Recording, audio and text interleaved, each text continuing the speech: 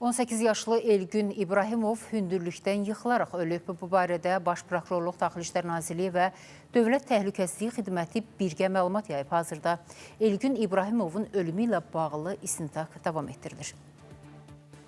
Mayın 13-də 18 yaşlı Elgün İbrahimovun Gəncə şəhərində müalicə aldığı xəstəxanada ölməsi faktı ilə bağlı Gəncə şəhər prokurorluğunda istintaq edilən cinayət işi üzrə intensiv istintaq və əməliyyat axtarış tədbirləri həyata keçirilir. Cinayət işi üzrə bütün fərziyyələr, o cümlədən mərhumun intihar etməsi, ehtiyatsızlıqdan yıxılması və ya ona ağır bədən xəsarəti yetirilməsi nəticəsində ölümün baş verməsi kimi hallar yoxlanılıb. İstintaqın hazırki mərhələsində əldə edilən sübutlarla, yəni şahid ifadələri, hadisə yerinə müşahidə kameralarına baxış, meydin xarici və daxili müayinə edilməsi, telefon məlumatları, məhkəmə genetik, məhkəmə tibbi və digər ekspertizaların rəyləri və başqa dəlillərlə müəyyən edilib ki, Elgün İbrahimova hər hansı kənar şəxs və ya şəxslər tərəfindən xəsarət yetirilməyib. Ona qarşı heç bir zoraki hərəkətlərə yol verilməyib. O, hündürlükdən yıxılmaq nəticəsində aldığı çoxsaylı xəsarətlərdən ölüb. Həmçinin müəyyən edilib ki, Elgün İbrahimov may ayının 12-sində saat 16 radələrində hazırlıq kursundan çıxdıqdan sonra mobil telefonunu sataraq ayrı şəxslərə olan pul borcunu qaytarıb. Bundan sonra Elgün İbrahimov Gəncə şəhərində yerləşən Naxış çay evində tanışları ilə görüşüb, birlikdə spirtli içki qəbul edib. Saat 19:40-da həmin yeri onlarla birgə tərk edib, Abbas Səhhət adına bir saylı şəhər xəstəxanasının qarşısına qədər gələrək orada tanışlarından ayrılıb.